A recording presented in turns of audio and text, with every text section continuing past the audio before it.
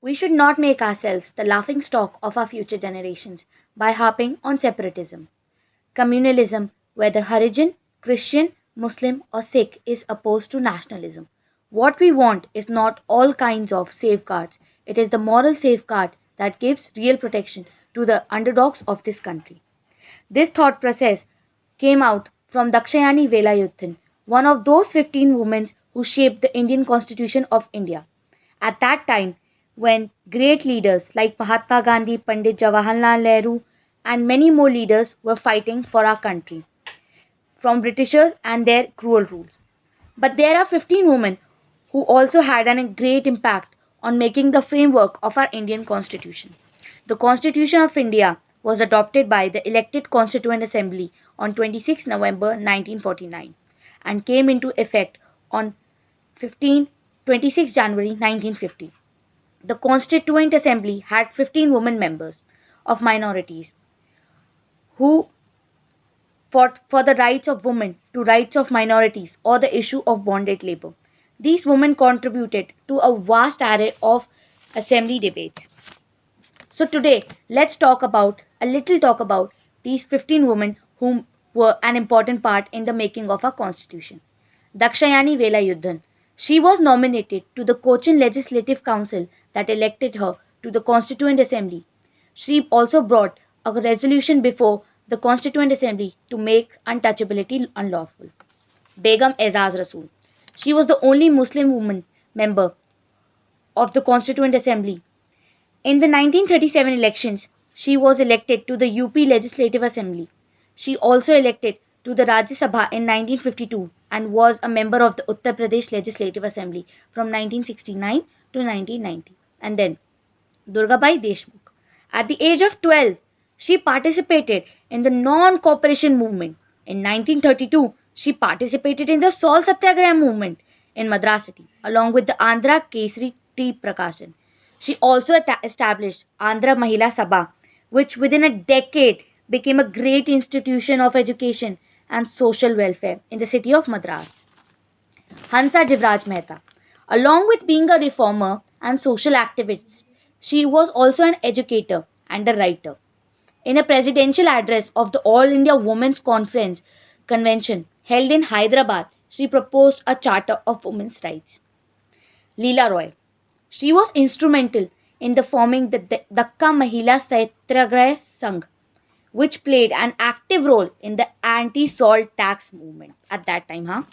In 1937, she joined the Congress and in the next year founded the Bengal Provincial Congress Women's Organization. She became a member of Women's Subcommittee formed by Subhash Chandra Bose and went to jail in 1940. Malati Chaudhary was born in a distinguished family in East Bengal during the Salt Satyagraha. She joined the Indian National Congress and participated in the movement. She also set up several organizations such as the Bajirao Chhatravas for the upliftment of vulnerable communities in Odisha. Then we have here Purnima Banerjee. Purnima Banerjee was the secretary of the Indian National Congress Committee in Allahabad, UP. She was arrested for her participation in the Satyagraha and Quit India movement. Her speeches shows us her steadfast commitment to a sociologist ideology. Annie Mascarenhas. She was the first woman to be a part of the Travancore State Congress Working Committee. She was also the first woman MP from Kerala and one of only 10 elected parliament in those elections. Sarojini Naidu, Sarojini Naidu was the first Indian woman to be the president of the Indian National Congress. Her anti-British activity brought her a number of prison sentences. She accompanied Gandhi to London for the inclusive second session of the Round Table Conference in 1931. Vijaya Lakshmi Pandit. She was the sister of Pandit Jawaharlal Nehru. Who knows, maybe a lot of people don't know about this, but I do. She was elected to the Assembly of the United Provinces. In 1937, became Minister of Local Self-Government and Public Health, the first woman ever to become a cabinet minister. And then we have Sucheta Kriplani. She was remembered for her role in the Quit India movement of 1942. She also established the women's wing of the Congress Party in 1942.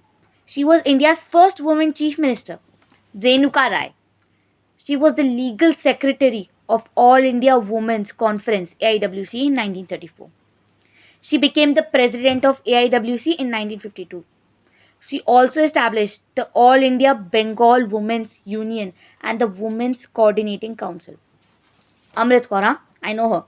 She has also established AIMS, and Amrit Kaur was India's first health minister and she held the post for 10 years. She was the founder of All India's Institute of Medical Science and argued for its autonomy. When she died in 1964, the New York Times called her a princess in her nation's service. Isn't that amazing? Kamla Chaudhary. She joined the Nationalist and was an active participant in the civil disobedience movement launched by Gandhi in 1930.